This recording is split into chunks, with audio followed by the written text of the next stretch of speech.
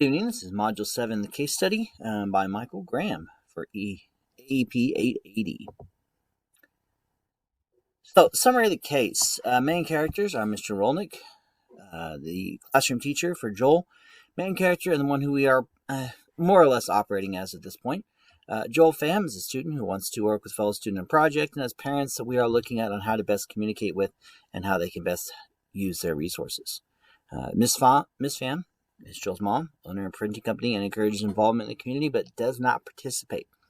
Mr. Pham, Joel's dad, minor interaction around not wanting to come in and speak to the teacher. Miss Smith, teacher who gives us background information on the Pham family and their interactions in the past with the school. So that leaves us with the situation.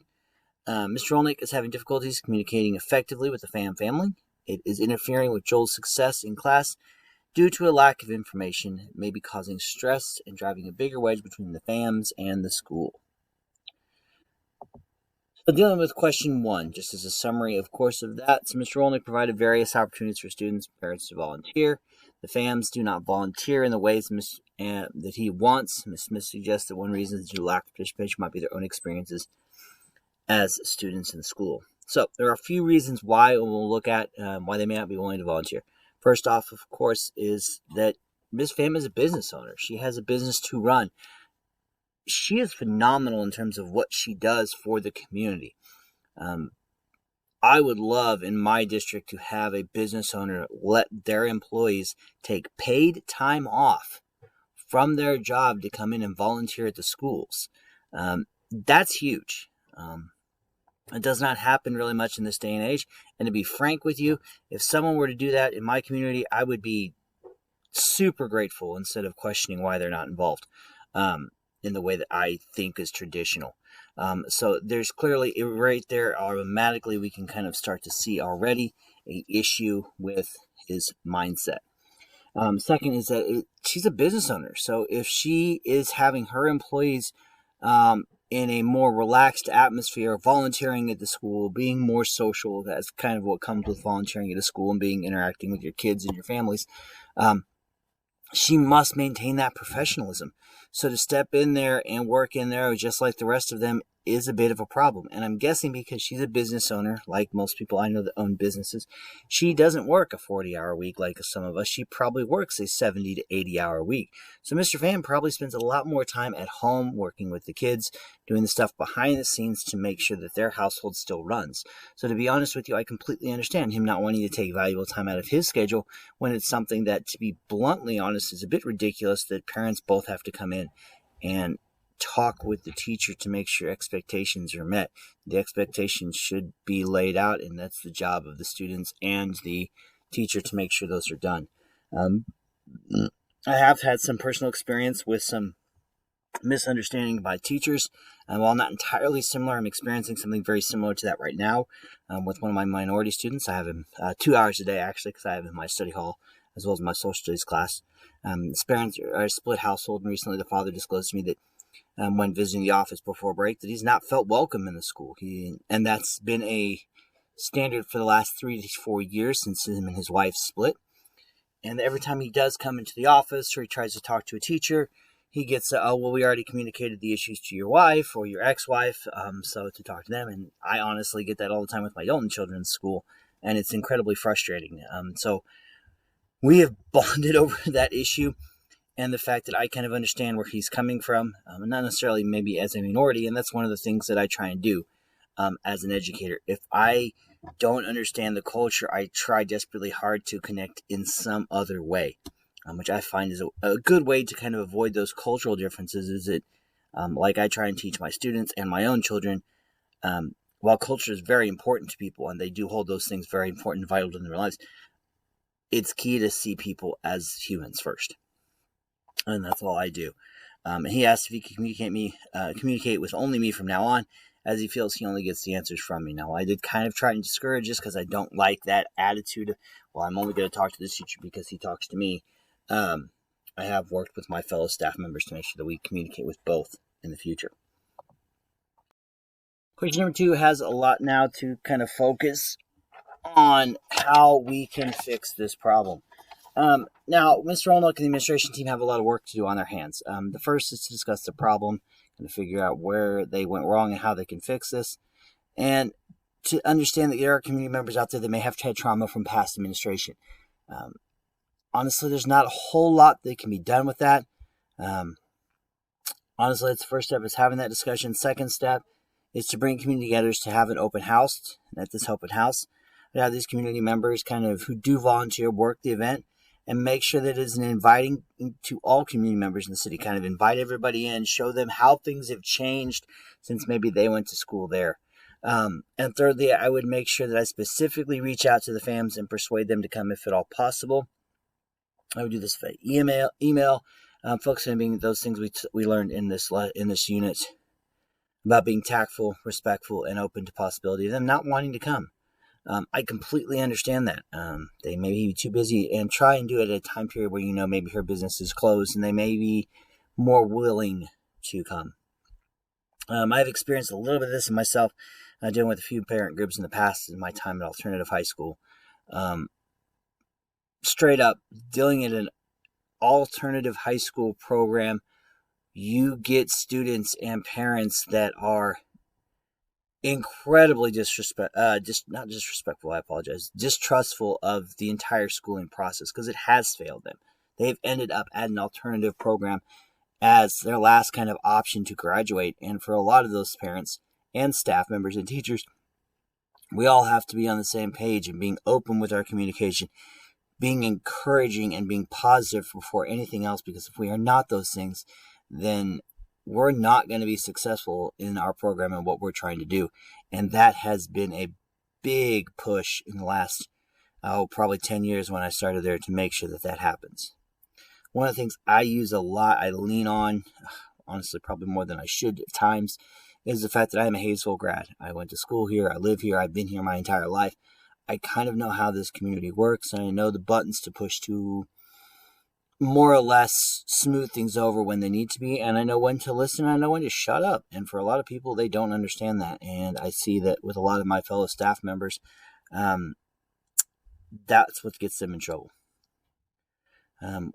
One of the things we really also focused on at Hazel High is we use success stories. We brought in kids that every year at our new student enrollment, when we get our new crop of kids in, we would bring in former students to talk about what their situation is when they came in, what their situation was while they're here, and how they overcame the traumas, the obstacles, the aces to be successful. Lastly, cultural bias is one of those things that if you're not open to it, you haven't been trained in it, you have a hard time understanding that you're doing it.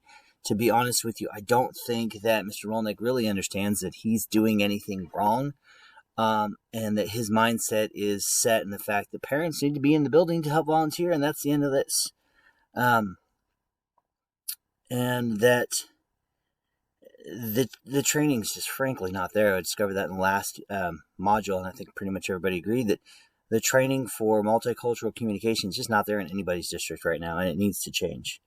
Like I said, the best way to eliminate this problem is to change the culture of the school by making sure that it's a welcoming and warm environment to everyone that walks in the door. I know at HMS we've really worked hard this year to repair those damages done by former staff and our old administration. Question number 3 now. I'll be honest, Mr. Rolnick has been judgmental and not understanding this case study. He failed to see that the families have been more than supportive of their child in a way that is different from the traditional way. This is kind of how I have seen that most parents, and I wouldn't say Asian parents because the families are Vietnamese, I would say most parents that don't like the limelight, that don't want to be front and center, they are much more of the, we take care of what needs to be taken care of at home. Our child goes to school, they're respectful, they do their work, they take care of what they need. If they need anything for school, we make sure they have it. We make sure they get their grades taken care of. And they are being supportive. The fans support this school, allowing all these employees to take company time and to help out and not lose pay is incredible, because as a parent, one of those things that really struggles to have you come in and volunteer and help out at the school is you have a job. So if your job says, hey, take the day off, go to your kid's school, don't worry about it, you'll still get paid. That right there, if more companies did that, we would have a lot more involved parents in the schools. That's just straight truth. Parents can be involved in support of their child's education in numerous ways. Some examples: helping children with homework, holding them accountable for their actions. God, Lord Almighty, I would love for that to happen. And grades while at school. I mean, these kids go home, their parents let them play in video games, they let them sleep, they let them stay up until 3 o'clock in the morning on their phones and Snapchat and TikTok, and then they wonder at us why, well, I don't know why my kid's failing. Another thing that parents can do that I didn't put on here is the fact that they can check their grades. I don't know about anybody else's district, but my district has Power School. The sheer amount of parents that come to us when they get the email halfway through the quarter saying, your son or daughter is failing my class. Well, I don't know why they're failing. I have no idea what their grades are. We are required to update our grades in our district every single Friday to have missing assignments graded and everything else like that. So there's no excuse every single Friday. And those kids go home for the weekend that their parents should not know exactly what they're missing and what they need to do. Because we get in trouble if we don't have that done. So I know most every single person in my building is supportive of that. And the last thing is cheer them on in extracurricular activities. Hayesville is terrible about supporting their student athletes and their students at music concerts, at drama rehearsals, at plays, all these kind of things. The community just doesn't show up. And that's frustrating. I try to go as many as I can.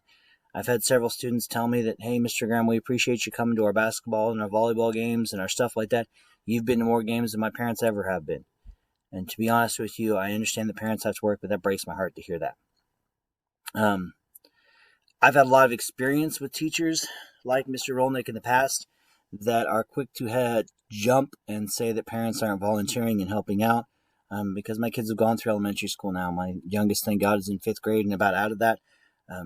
Elementary school teachers are, and I hope I don't offend anybody that's in here, some of the worst in terms of asking for volunteers to run copies and staple papers and do that's your job as a teacher.